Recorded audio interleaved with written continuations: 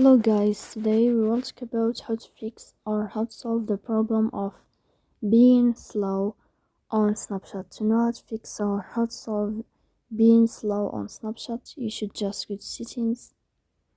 Here we click apps, default apps, app settings.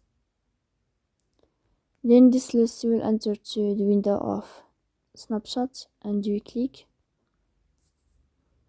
Then this page of app info, you will click on first stop and you click OK. Here we'll enter to the window of storage. Then you click clear cache. Then you can go to Play Store. You can search about Snapchat. You can uninstall your app and you can install it again. So please don't forget to support us by like and subscribe. See you next time in another video and thank you for your attention.